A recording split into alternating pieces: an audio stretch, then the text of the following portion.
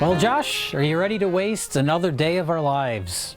I'm always ready for that. How do you want to do it today? It's a very special day. Oh. This year is the 35th anniversary of the release of the first consumer-grade camcorder. I did not know that. But before that camera, what existed was you had this thing, which is just the camera. Yeah. And then you had to run a cord out of it that would go into a shoulder strap VCR like that you would have to lug around. Kind of deal. You can use it with a Panasonic Color TV camera to record life outdoors. Safe! And you can see what you taped instantly. Instant replay.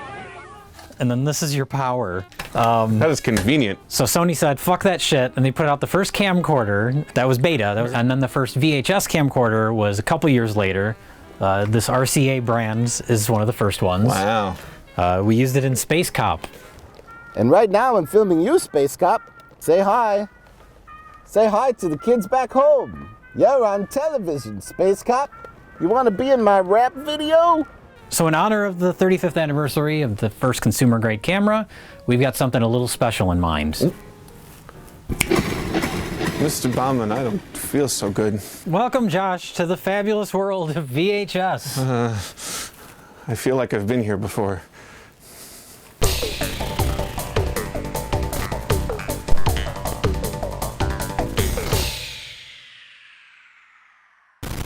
We're going to film the rest of this episode on 30-year-old camcorders.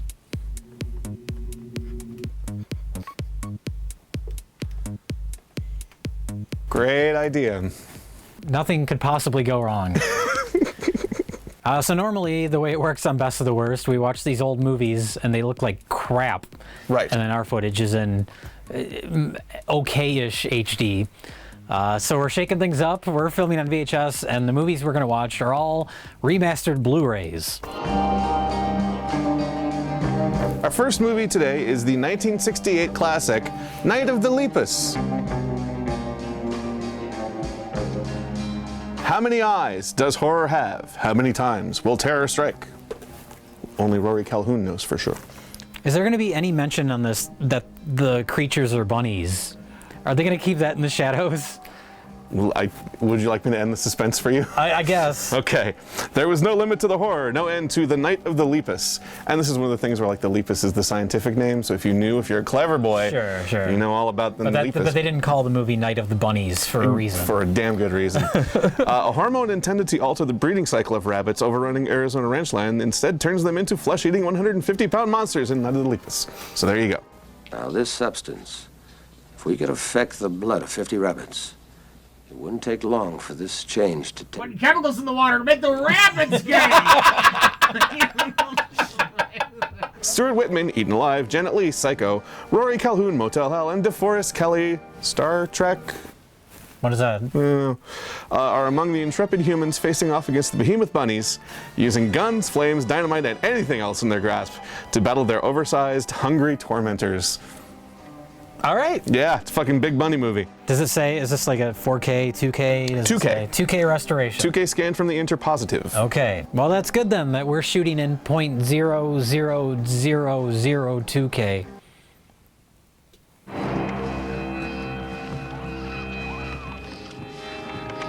Oh, look at that tiny head of lettuce! A tiny head of lettuce! Aww!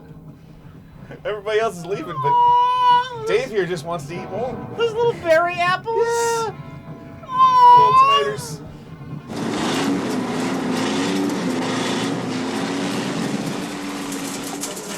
You can't escape Night of the Lepus.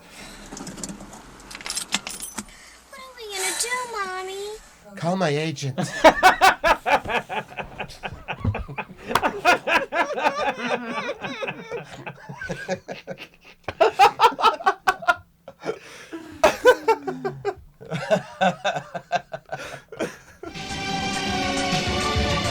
Oh, it's a Lucio Fulci film, Zombie 3.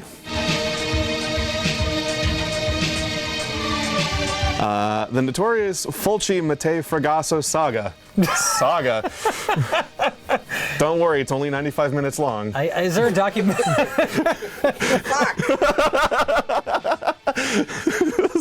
Not only is this our longest movie of the night, but it's Italian. Great. I know the other our other friends on Best of the Worst. They love the Italian movies. It's true, they do. Yeah. Just stick to pasta. The notorious Fulci Mattei Fragasso saga, now in HD for the first time in the US. Shortly before completing the sequel to his classic Zombie, which is Zombie 2. But it's Zombie 1 is Dawn of the Dead. Okay, but this just says Zombie here. It was released overseas as Zombie. Okay. Or no, it was released in the US as Zombie. Dawn of the Dead came out in Italy as Zombie. So Zombie is actually Zombie 2. Right. Which makes this Zombie 3. But then that came out in the US as Zombie. Yes. No numbers. Zombie 2 came out in the US as Zombie. Okay. And that's most importantly, though, that's the movie where a zombie fights a shark. Right.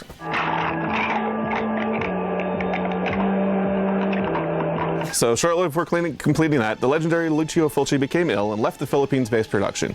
But when Philippines again. The Philippines, Italian and Philippines in one movie. But when director Bruno Mattei, shocking dark, and writers Claudio Fragasso and Rossella Drudi, Troll 2, most known for Troll 2, stepped in to finish, the results became the most insanely enjoyable zombie romp in Eurocult history. After a deadly virus is stolen from a government facility, it will unleash a wildly entertaining combination of Fulci's signature extreme violence. Did they put wildly entertaining in quotes? It actually has a quote. Realm of Horror says it's wildly entertaining. It'd be great if it was. Usually when we read these, there's quotes that aren't attributed to anybody. I know, I just wanted to keep going That through would, it. that would have been the perfect one to not be attributed to anybody. Yes, this is true. It's a really great movie. A combination of Fulci's signature extreme violence, Mattei Fragasso style surreal logic, and yeah, That's the politest way I've ever heard Claudio Fragasso described it. surreal logic. Surreal logic. Troll 2 is one of my favorite surrealist films. Yeah, sure. They didn't go as far as to say magical realism or anything because yeah, that's a little too far down the road, I guess. And big bloody buckets of goo spewing mayhem that must be seen to be believed. Darren Sarafian, Beatrice Ring, and Massimo Vanni star in this total blast, bloody disgusting, now featuring a 2K scan and uncut for the first time ever in America. All right. Fuck yeah. So we get all the gore and none of the plot.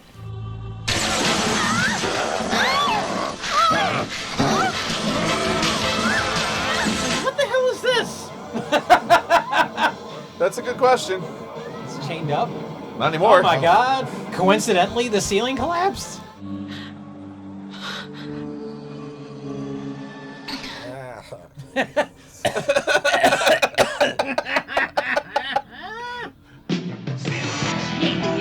Next up is one I don't know a fucking thing about. It's called Silk. Oh. We got nipples right on the cover. Fantastic.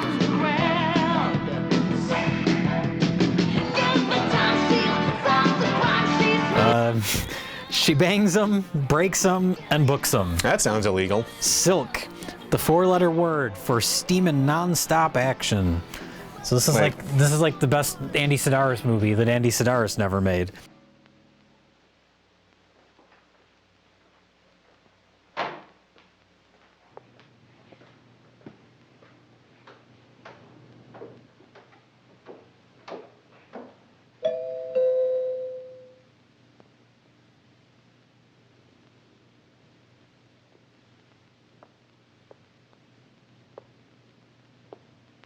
She has to watch out, though. She's about to get burned up by the sun. Ooh. This is like a post-apocalypse movie. Well, she's also fucking 40 feet tall.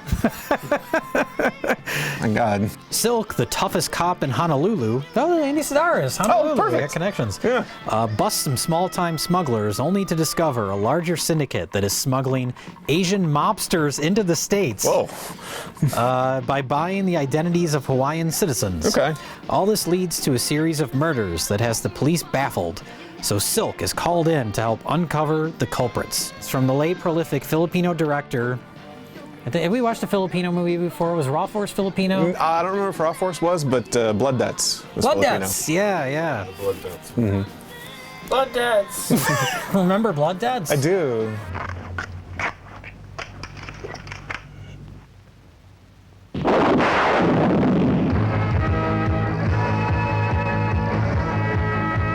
"83 minutes. Oh, that's the best news of all.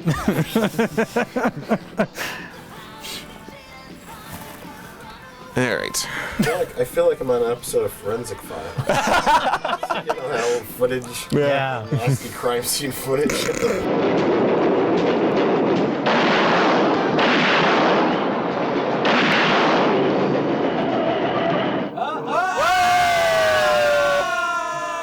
Nice. Yeah, that shot. The trunk exploded. It very slowly turned onto its gasoline-powered side. I didn't know that was a German car. No! A Volkswagen sedan. At 6:45, a man came into the gas station, pointed a gun at the proprietor, Mr. Kwong, and demanded the contents of the safe. When Mr. Kwong hesitated, the man shot him 3 times in the face at Well, we tried. Well, fuck it, I'm just gonna take charge then. All right. Welcome to our VHS tape filmed Blu-ray episode. And we watched 3 movies today. And our first movie was Night of the Lepus. Mike, just because Dr. McCoy's in it, why don't you tell us about Night of the Lepus? Night of the Lepus, starring Stuart Whitman, Janet Leigh, Roy Calhoun. Giant bunnies attack people.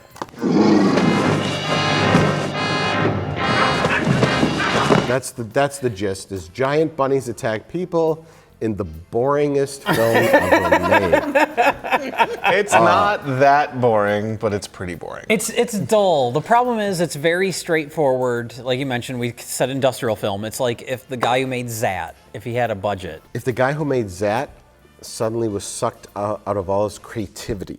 It feels like somebody in the 70s wanted to make a nostalgic reference to 50s science fiction movies. Maybe. This is true, but if they were doing that, they did it completely straight-faced. Yeah. Yeah, With there's no camp to this movie, either Nothing. intentionally or unintentionally. Yeah.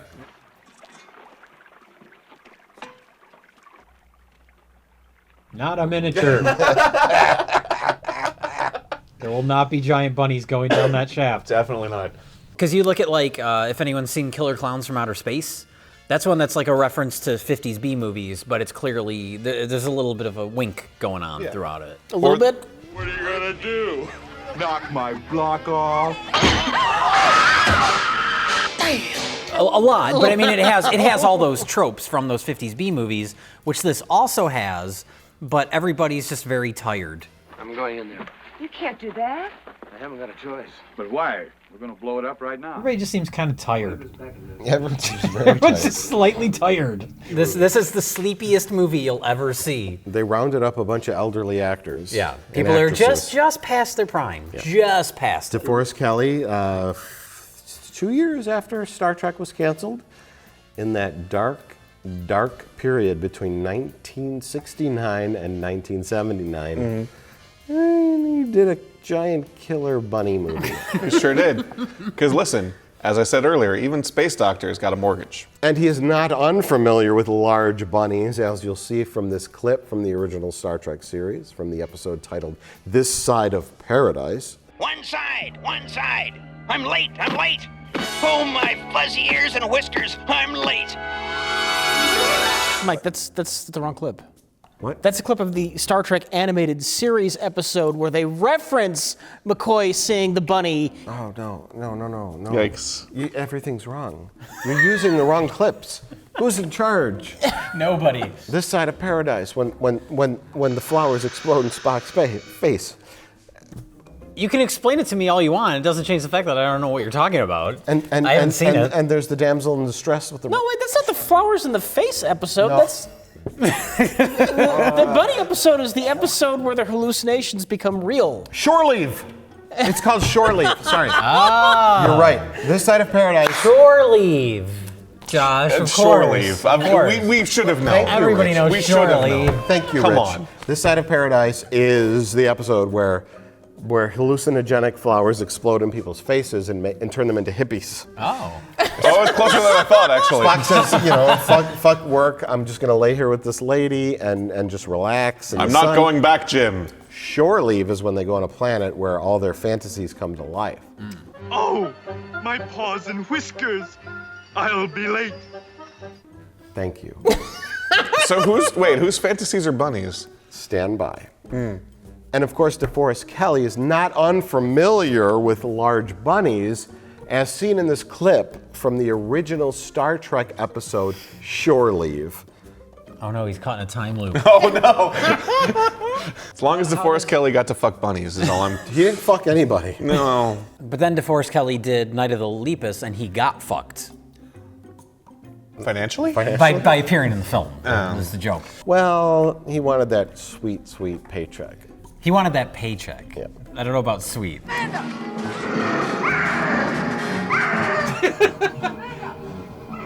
don't have any sense of scale yet of this bunny. Why is she screaming at a close-up of a bunny?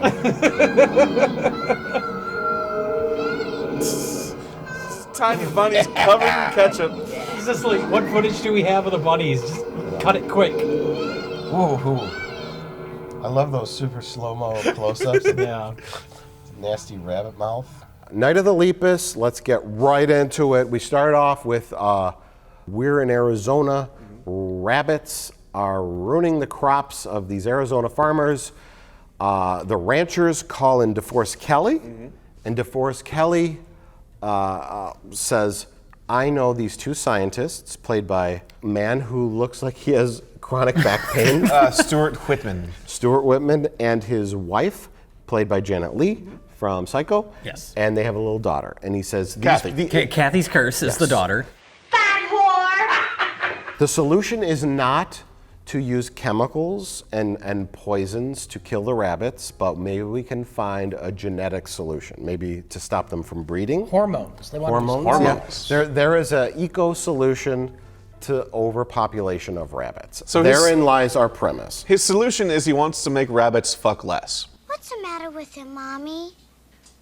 Well, we were trying to make Jack a little more like Jill and Jill a little more like Jack so they wouldn't keep having such large families. Instead, the serum makes them the size of elephants. So somebody forgot to carry a one.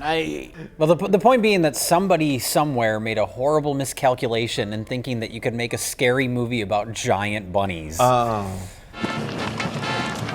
Left or right? Right. I guess they thought the slow-mo would make them look like they have more weight to them. No. Instead, it just makes them look like they're filmed in slow-mo. It would look worse if they were normal speed. Maybe. It would definitely look worse. It wouldn't look any better. This way it just it looks would be bizarre. funnier. That's true. If they were normal speed. It would look worse if you're trying to be a serious. Right. But this way it just looks bizarre because it doesn't look like they have more weight to them. It's a boring movie, but one of the things I will give it credit for is the miniature work is adorable. Yeah. Well, that goes along with the miscalculation in that bunnies are cute, miniature things are cute. So you have bunnies on what is obviously miniature sets. It's just cute. Yeah. Yeah, and the problem is even when those miniature sets are very well done and blended very nicely, which they are 30% of the time. Yeah, it's still cute. Yeah. It doesn't really work. Yeah, that's why the shots are so quick.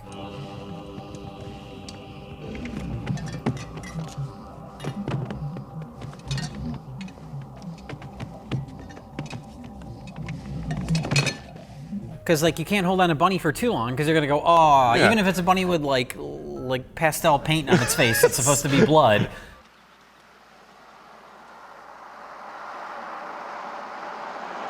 Hey, I'm desperate to get out of this movie. Hey! Mr. Griswold, pick me up. Someone comes to you, right? I have a movie from 1972 about giant killer bunnies, right? You think, oh my God, it's going to be so corny. It's going to be hilariously bad. There's going to be a bunny on a blue screen that's going, and there's it's going to just be terrible. They did it to the nines. Yeah. They did it perfectly because they said, okay, wait, film the bunnies in slow motion. Don't show them too much. Have a large, full-scale bunny costume just every now and then.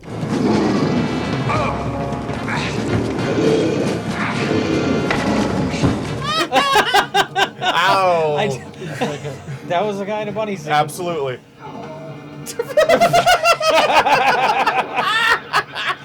The bunny suits don't look like the bunnies. They look like an Easter bunny. They did it as best they could for 1972. Which is to the movie's detriment. It's to the detriment of the movie, yeah. They played it so straight, they must have used a level and a T-square. Very, very well said, yeah. Whoever thought of this idea, terrible idea, but whoever made the film did their very fucking best. Absolutely. To make it as realistic as possible, but left out one human element. We have Janet Leigh and her husband, who was played by Stuart Whitman. Some sort of relationship there. Everyone else is as boring as a character in a industrial film. Yes. Yeah, this movie's like less fun Tremors. Yeah, it's kind of the same build-up. Yeah. Same pacing.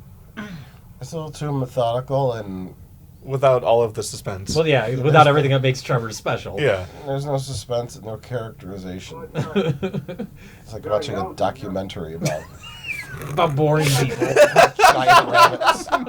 Yeah, no personality to anybody and no agency. Nobody has anything to do. Nope. They're just like, oh, there's these bunnies. I guess we should stop them somehow. Extremely generic. Farmer farms. Yeah. College president runs a college. Yeah, you got to have that personal element where like all those characters have drama going on of their own, unrelated to the bunnies. Sure. Yeah, we cut all that out because we needed to have slow motion pictures of bunnies. And there's no, I mean, the stakes are big bunnies kill innocent people. But there's no like big payoff, there's no twist, there's no... There's even the setup to, they show a drive-in movie theater. Ladies and gentlemen, attention. There is a herd of killer rabbits headed this way, and we desperately need your help. And I was thinking of the Blob, the famous scene in the Blob where the Blob attacks the movie theater.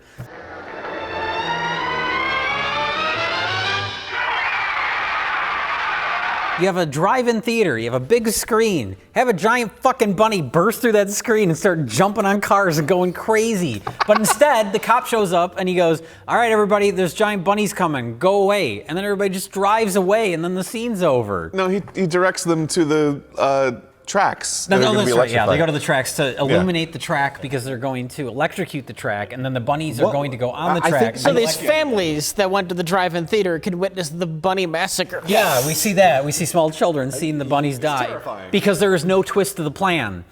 The bunnies just show up and get electrocuted. Yeah, actually, I want to point out because Mike did actually talk about this when we were screening it, where he was saying that at this point there would be a twist where like the bunnies aren't going the right way or something is that. This is our plan. This is our plan. Oh shit! There's a problem with our plan. We have to come up with an alternate plan. Yeah, it's a Tremors moment. Tremors, a very similar type of film. Yeah. Except good. Yeah. They're throwing dynamite.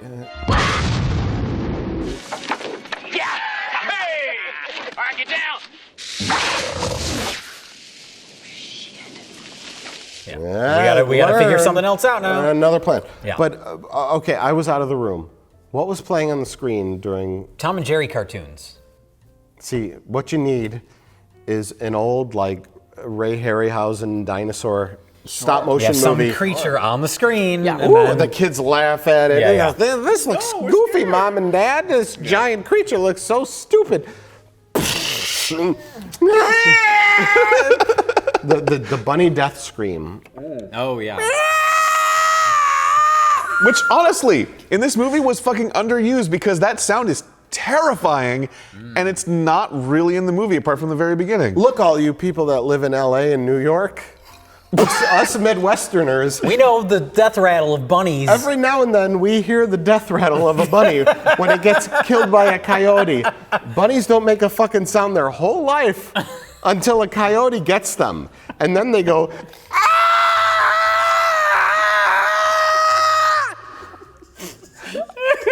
and it's the worst sound you'll ever hear in your whole life.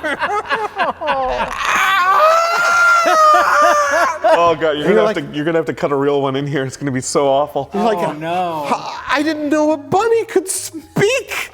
Do you know that in Waco, Texas, back when they did the Branch Davidian had their little fracas with the FBI?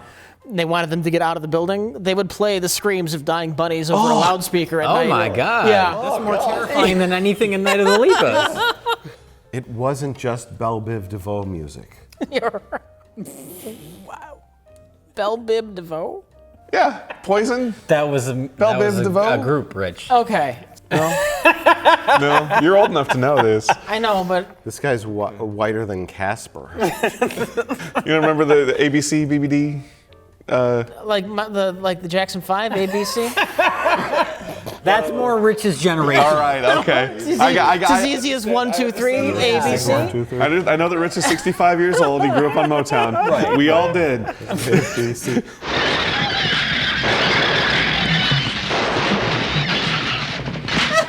The drive-thru. Man, Luke's watching this. Don't bring your He kids. wants to go watch Tom and Jerry. They're watching thousands of bunny rabbits being mowed down and electrocuted.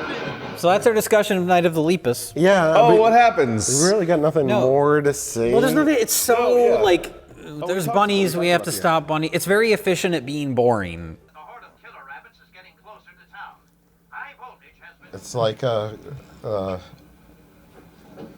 industrial film on how to stop a bunny invasion. All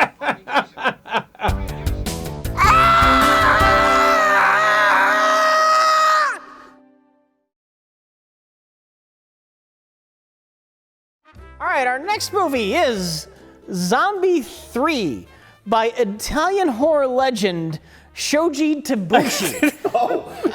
Jay, would you like to tell everybody about Zombie 3? Oh, well, first of all, Lucio Fulci did not direct this film. Nor did Shoji Tabuchi. Nor did Shoji Tabuchi, just to be clear. He started making the movie, he got very sick, and they turned it over to Bruno Mattei. Shoji Tabuchi did?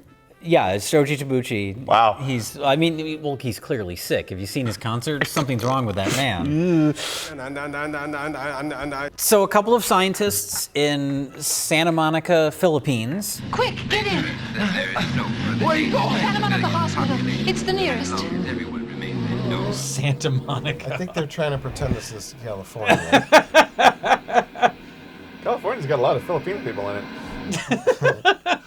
Working on some sort of zombie juice? Death 1. Death 1 it's called. We start right, I want to, we don't even have credits before this. We start it just right in on this movie. Yeah, they give the Death 1 to some guy, and he vomits up Troll 2 goo. And then, for some reason, somebody tries to steal the zombie juice. They trip in the woods for no reason, and they cut themselves, and they get infected with the zombie juice.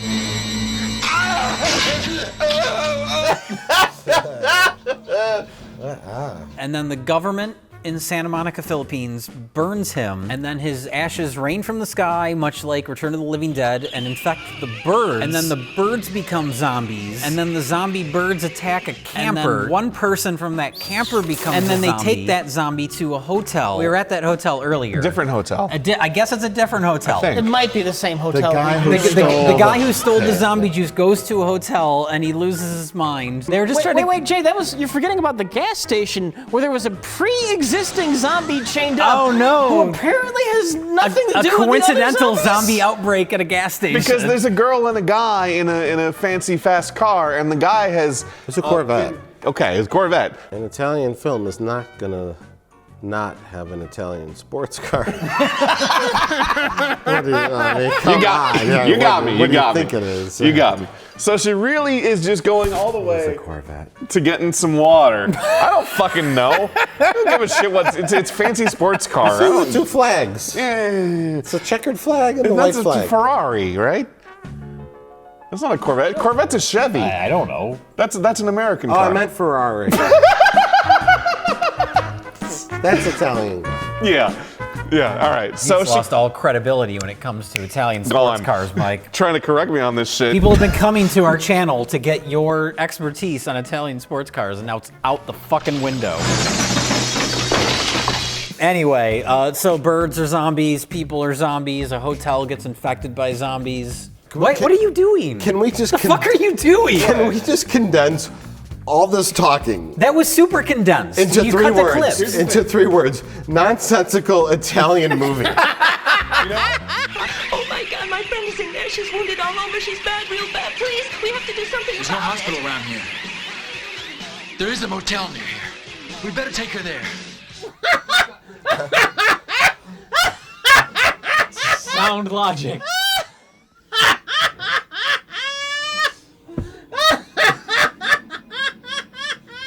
still trying to get laid even after a bird attack. What happened to all the birds after that one scene? Oh, they just all died. Birds, they're just gone. They're the single most deadly thing in the movie. They are. They're these tiny flying zombies that can infect anyone. They're just out there. And they definitely infect 3 to 4 people that we see. Yeah. The only thing deadlier is the zombie head that can defy the laws of physics and just fly. I bet that fridge is empty too, huh? Oh my gosh! Whoa! Yeah, all right. That's okay. Wonderful. Holy shit! Oh, yeah! What's propelling it? Logic has been thrown out the window. I'm okay with it. Flying zombie heads. You know what? That's fine. I'm fine with that. But did they find any food? What I want to know is how did that zombie head end up in that fridge and how long was it there? It was an other unrelated zombie that's been there for years. Okay. Just hanging. That was from the last zombie outbreak. It's like the zombie Why that's does in the. Italy keep having zombie outbreaks? It's like the zombie This that's isn't Italy, or this is Santa Monica. Oh, that's right. It's Santa Monica, the Philippines. Yeah. Yeah. Oh, into the water. I found water.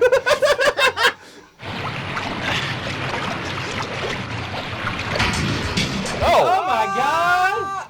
Oh, she's a zombie! Wow. How the fuck did that happen? That is very unclear. There was a zombie underwater that ate her legs off. I guess. Oh my god! So eventually this movie breaks down to where the survivors are fighting against the government. The government's like trying to exterminate all living beings. We get all these people in hazmat suits. Yeah. Well, It's like the crazies, like the George Romero movie. Yeah, so I mean, are we going to talk about Bill? When we say Bill, we're talking about the character Bill from the film Blood Debts. You know, Billy. Recruit more pimps, more pushers. Which was featured on Best of the Worst. The villain who famously said we need more pimps and pushers. Yeah. Your orders are to recruit more pimps, more pushers. He shows up in this movie, and I recognized him from your episode. I didn't see Blood Debts. Right, Jay wasn't So there. I saw it and I was like, oh, that's Blood Debts. But because I only had vague memories of. You were at a porn convention, but Jay missed the episode because he was out of town. Except he was in the episode. Hey guys, what'd you think of the tomb? Oh, what was the one scene where they said there was some science talk in that one scene, and it was like nonsense. Well, if we put these two molecules together, that might work. Put these two molecules together, that might work. Is that what he said? Yep. Line of the movie. If we put this molecule with this other molecule, that might work. That's right. Yeah. But just This was the same movie where we walk into a bar and someone's like, beer, yeah. They're so close to finding a cure. we have 3 U.S. Army guys, camper filled with ladies, and then just like no kind of real main character until and sports car couple. Sports car couple. Yeah. Then family.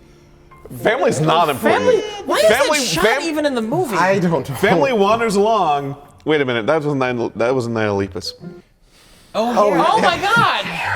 Okay. That was collective dementia. That was all 4 of us forgetting what movie this happened in. Oh no! We have a whole bunch of characters. All they do is just get whittled down until we have our protagonists in the last 10 seconds of the movie. Yeah, There's only our protagonist because that's the one that survived. Hang on, Roger!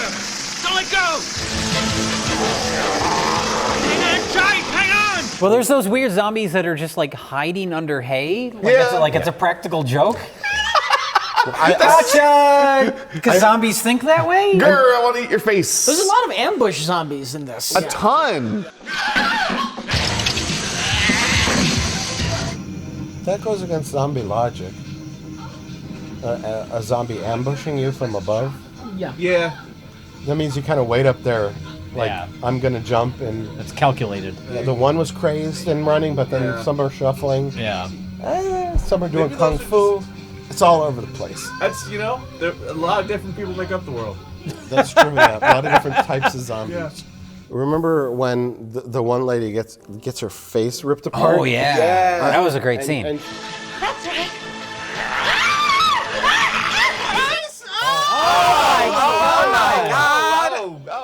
Oh, Jesus fucking Christ. That's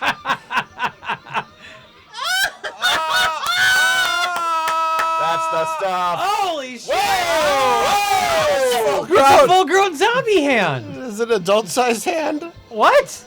That doesn't make any. Oh God! Oh, I'm gonna throw up. She has her blood pressure is 0. Yeah. She's clinically dead. She's been clinically dead for 2 hours. So really, why are you still sitting there? Yeah, technically it's a virus, but really they're dead. Yeah. So you've got the rules. You've got the Romero law. You got to shoot him in the head. Right. Because the one guy gets a spike through the neck. And he keeps going. But another zombies get shot with a M16. And they're down. Yeah. So the first zombie that we see is the one with the machete, and he's like going super fast. Oh like, yeah. I'm gonna fucking kill you, bitch. I like that super energetic. That was a great. And he's like bouncing off the walls and shit. Yeah. Like whoa. So you've got him, and then you've got traditional Romero slow zombies. Yeah. Then you've got the ambush zombies, which require forethought. I'm going to stay up in the rafters and just sit here and wait for the next couple hours until someone's down below. Let's stay in my kiosk. Then I'm going to jump. I'm going to hide in my kiosk alcove up here. Look at this thing. God damn it, get me out! Oh, I guess I died. And I'm just ahead. I'm going to wait till I'm a fly. Yeah. Zombies that have forethought in the hour-long range. That's something. That's like some of them talk. Those of you listening to the sound of my voice know what I mean.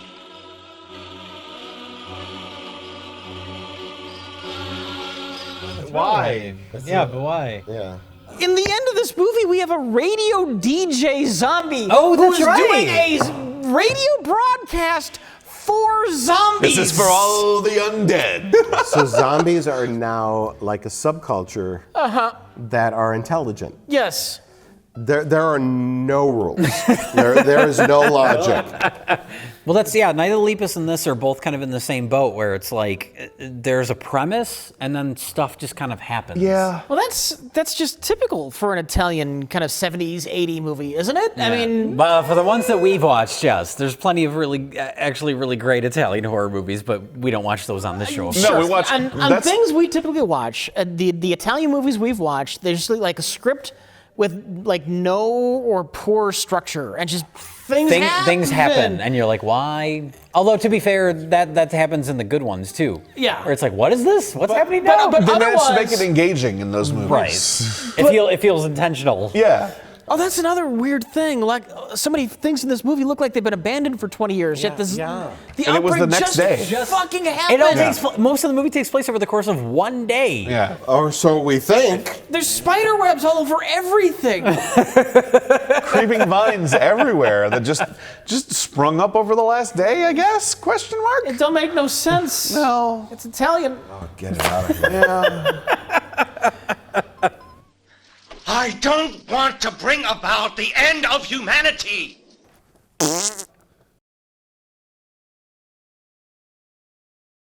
All right. So that was Zombie 3. Our next film was Silk. Josh, would you like to explain what happened in Silk? Silk.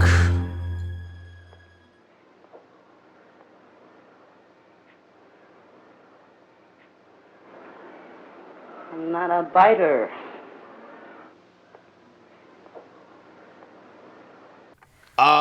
We...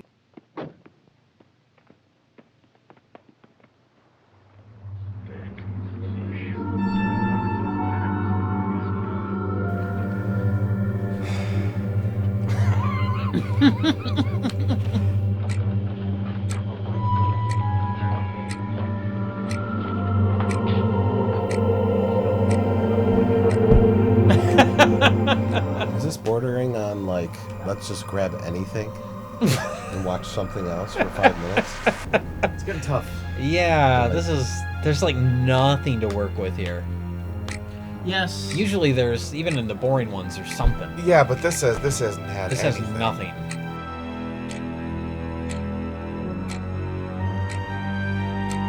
David Carradine, Tai Chi. It's going to be better. This is like emergency Yeah. situation. Yeah. There's nothing to work with in this movie.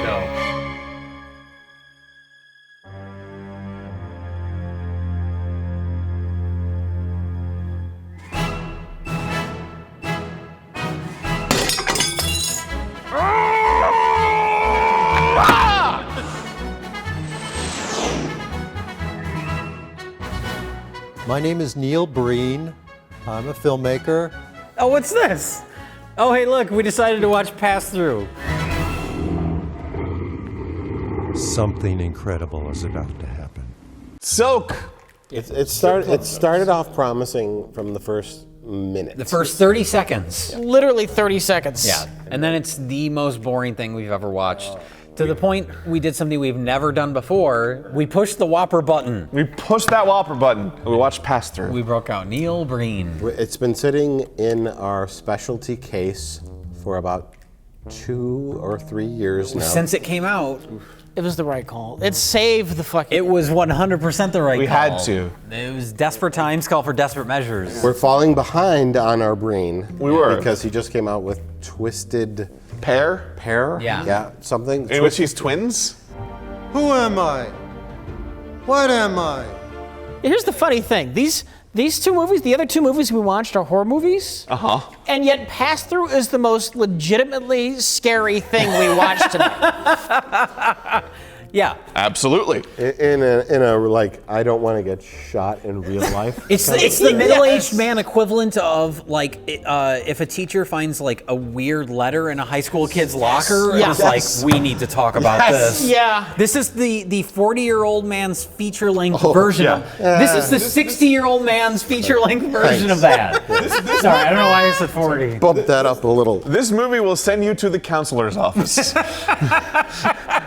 There are genetic and psychological limits to the primitive human species. You have demonstrated your inability to live in a truthful, honest, trustworthy, and accountable way. Films, TV, radio, the internet. Glorification of violence. No more second chance. I have eliminated 300 million humans from the planet today. I have killed them all. This is Neil Breen saying really vague things about the media, about politicians, about corporations, banks, Even insurance vague. companies. Extremely vague. Yeah. Problematically vague. Yeah. The environment, the human glorification of violence, children and animals. But the setup is clear, right? A benevolent force from the future has come, to teach humanity how to be better.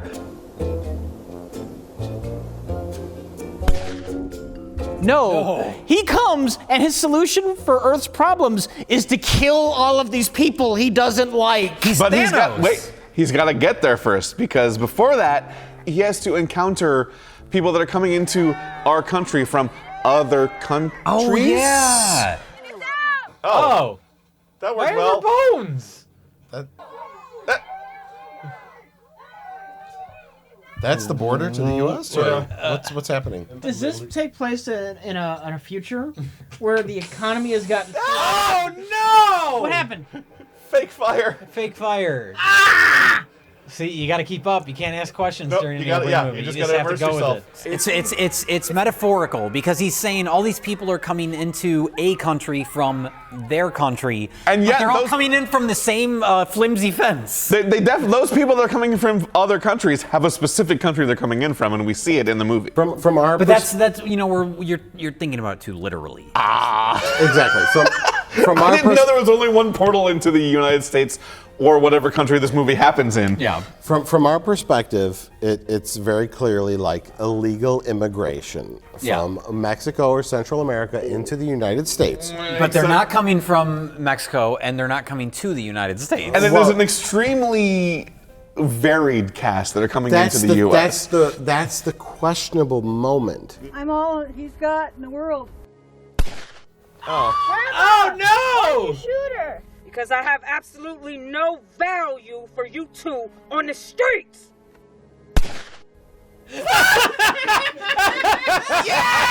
I believe you did not hear me. We're thinking like, okay, did he want a cast of 30 like Latin America Hispanic looking people coming and just over, could not get him. And could not get it, so he settled for whoever showed up that day. Whoever would work for a fat can white of tuna. lady with red hair, a black guy, a Chinese lady, an old white guy. You know, like numerous amounts of people. Right. Or was that his plan to represent all comers? That's the mystery. Yes. Represent everything. We'll never know. The planet Earth should be a planet with no borders, no countries, and I think that's what. And he's especially leaning towards that. no flimsy fences that fall over when you just touch them.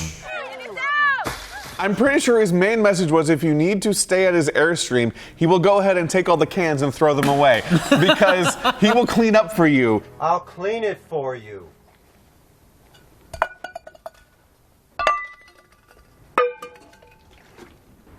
Oh my God!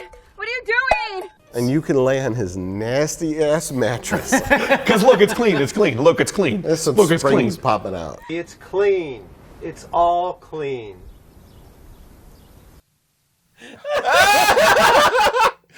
The other takeaway from Pass Through is that Neil Breen bought a drone.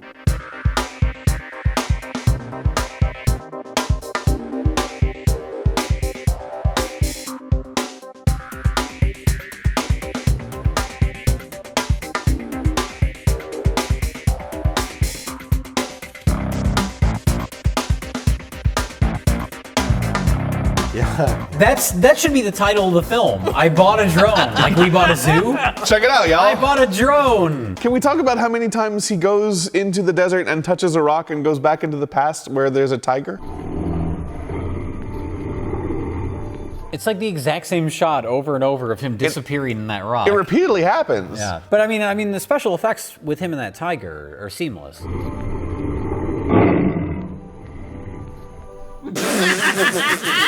The camera's moving! For a second, it looked fine. Yeah, it almost looked okay. There's one shot he uses twice in the movie with the tiger. Yes. And it actually looks really good. It's more than twice. It's more than twice. Well, it depends on which shot you're talking about. Are you talking about the up-close shot? The up close. That's twice. No, the first part of the shot, it's a really good effect. For half a second, and then the camera moves. Yeah. The camera moves on not on him though. On the tiger. He stays still. The stock footage move. Yeah, so all of a sudden you get this snowy background. In the desert. Have you seen the future? I am the future. Are you one of us? Or from out there? Yes. So can we talk about the lady that he rescues and her niece? Sure. That is the same age? That's possibly, the niece that's possibly older Same than her. age, different race. Yeah. Different race. Now, I want to point out that this is not impossible. It's just extremely improbable. Don't come near me. I'll kill you, you fucker! I won't hurt you. Oh!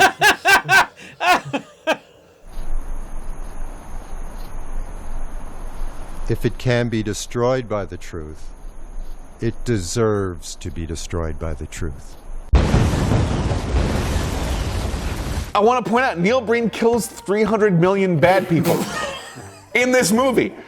300 million bad people Objectively bad people. They are anyone that works for a bank, corruptors, politicians, bankers, insurance agents. Yeah. Sorry. Fox News hosts. It's set up that Neil Breen has personally, gone around to every cocktail party oh God. in the world and just chit-chatted. As CEO of a major bank, we manipulate interest rates to serve our best interest.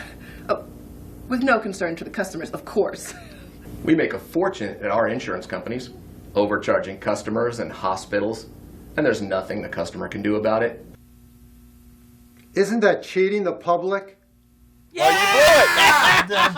Tell Neil Breen. And then they just look at him awkwardly and we cut. That's totally what actually happened. 90% of the movie takes place in the fucking desert. And then finally, in the last 10 minutes, all of a sudden we get Neil Breen and a montage of him at different cocktail parties. Oh, he morphs into a suit from his usual denim outfit. Yeah. So then we get a montage of him saying his catchphrase. Isn't that betraying the public's trust? Isn't that cheating the public? Isn't that immoral? Isn't that corrupt? My friends and I have many personal and intimate relations with government and corporate officials. I'm sure I can get them to vote a certain way for the right price. These are the rich elite. Yeah. I get it. Yeah. And they have literal conversations like this. Our law firms control and influence many courts, judges, lawyers, agencies, and politicians. Our justice system is broken, it's ineffective, and that's just the way we want to keep it.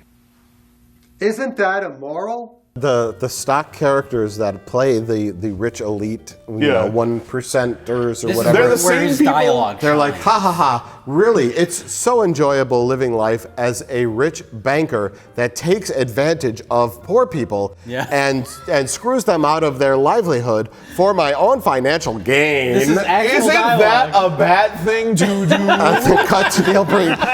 So literally, rich people or bad people have cocktail parties where they over and over in the same two houses. In the same two houses, in the same like stock footage background. They literally just say what they do that's bad. Yeah. Medical research could have cured cancer and other diseases 75 years ago. We won't let that happen. We'd lose too much money.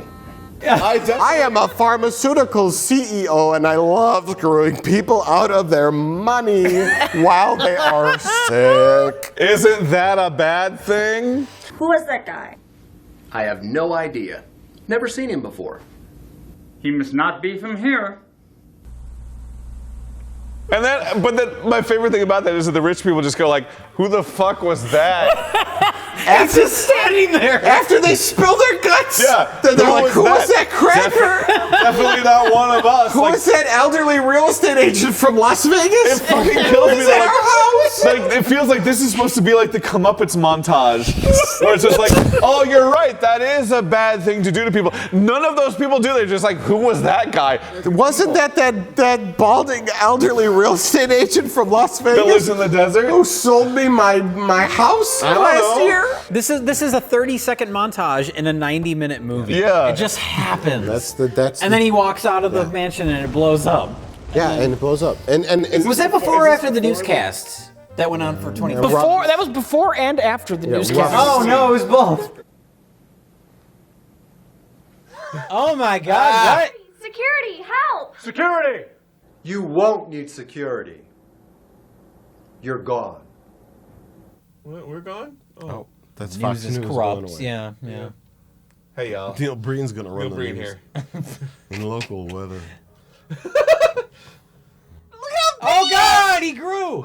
And really, those people are just people reading the news. It's just a job. Neil Breen is essentially Thanos, and he's snapping his fingers. No, but they say it on the air. We're like, we're always reporting the wrong thing because do we they are. say that? Yeah. They said something like that during the 2 5-second commercial breaks that happened within 10 seconds of each other. But then we're pretty sure they were actually saying it on the air because it was right in between. They didn't go to commercial break and they're just like, we're Let's go to reporting commercial. whatever. Oh no, we don't report on all the right things. Ha ha ha ha ha. No. There was banter between the two anchors. Yeah. What an asshole that politician was. Which establishes that the news anchors have some sort of conscience. And yet Neil Breen destroys them. Yes. Who the hell are you? What the hell are you doing in my house? This is my universe. I will kill you. I will eliminate all of the people like you that have ruined this planet. We laugh at No Brain, right? This movie has me convinced that he's probably on a watch list somewhere. No, I agree with you. Yeah. When I said at the top, this is his manifesto. Yeah. I'm not joking about that. Well, that's when it comes to this scene especially. Yeah. Is like endless This ranting scene. monologue in the news station. Don't be naive, weak, and ignorant. Ask the hard, true questions. The current state of decline of the human species. Your revolt. It must start now. Be leaders, not followers. If the president, whoever's the president at the time, is going to Las Vegas, we have 3-word code, like eyes on Breen. Eyes on Breen. Hashtag eyes on Breen. POTUS is landing. Eyes on Breen. Eyes on Breen. Where is he? What is he doing? Eyes on Breen. At all times. Because Breen transcends political ideology. Yes. Into straight up like kooky anarchy. Yeah. His first film, I got satellites, I got tuna cans. I'm gonna drug the water system of America. With anthrax. Yeah. Yes. And super poison. I am demonstrating my control over the entirety of America and other countries. And I need to there. kill 300 million people.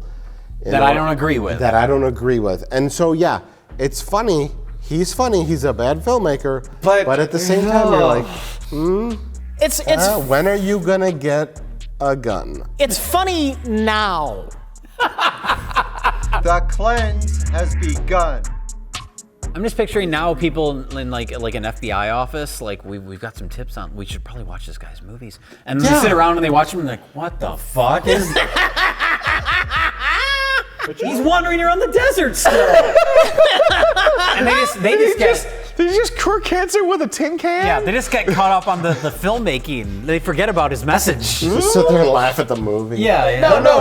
What's happening? Like we watch this, we laugh hysterically. But like a forensic psychologist watching a Neil Breen movie would probably go into like a full-on panic. Oh my God! Where is this man? Scribbling notes furiously. There's photos of tuna cans up on his corkboard. Tuna cans. Oh my God. It's all clean. The scariest part is that it's unfocused crazy. Illegal war, violence, the abuse of the media system, political correct TV, radio, the internet. You got crazy, right? And the crazy says the banks, right? Mm-hmm. The banks are doing this thing where they're manipulating the economy, all right? And don't invest your money because the banks are doing. Neil Breen is like. Everyone. Every kind of crazy. Yeah. And any kind of specific nature of humanity is bad. And needs to be erased with a biological weapon. And you're like, oh, what? I don't know what Neil Breen's capable of. Yeah. That's a problem. He's capable of pass through and double down. Lord knows what else he can do. Yeah. Mass murder is just a step behind that. I think this is his first attempt. Again, like I'll go back to it. The suicide rates will go up 1,000% after I release Pass Through. Well, hopefully, his movies are incompetent. So hopefully his like world domination and mass suicide plans are also incompetent. I am convinced he went to like the store, he bought 7 or 8 guns, gave them to the homeless guys, expected them to instantly start the revolution. But then they just sold them at the pawn shops. They wanted 40s. They don't want guns. Was there an episode of like Pawn Stars where some homeless man walked in with like a nice new gun? I got this from some guy in the desert. He was wearing a jean jacket with a lot of hair. buttons all over it. The sleeves were He had dirt on his cheek. This here AK-47 was owned by Neil Breen. Does that give the gun any extra value? No, that devalues it. It does. It brings it down. Who's Neil Breen? Oh, you'll know someday. These are from where I come from. Now they'll believe you.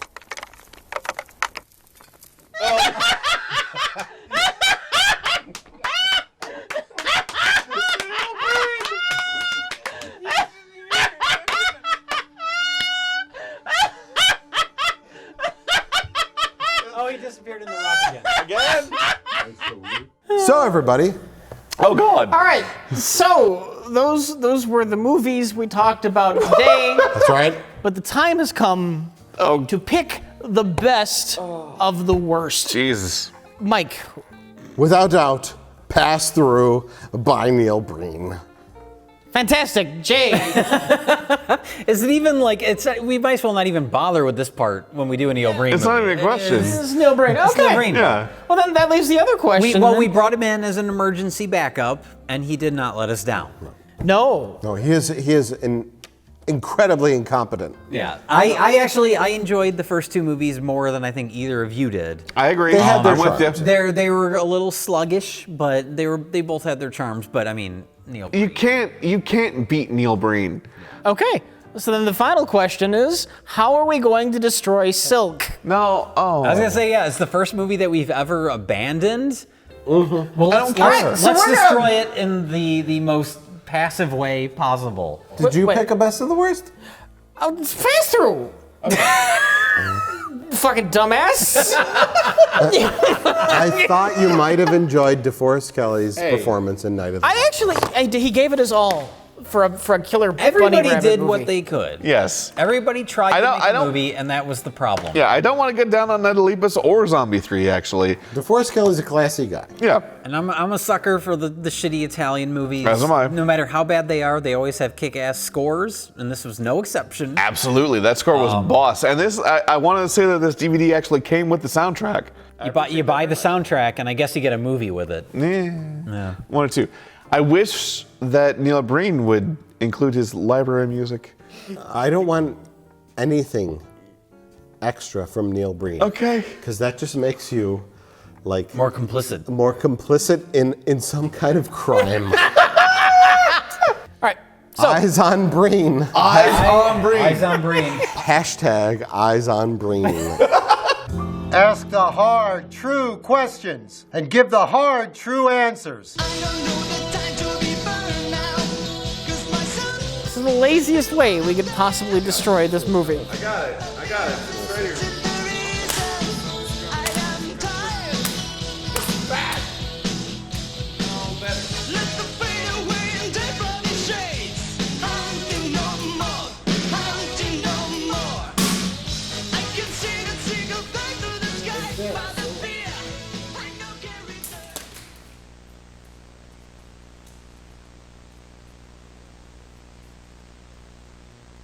That's literally the worst thing we've ever done.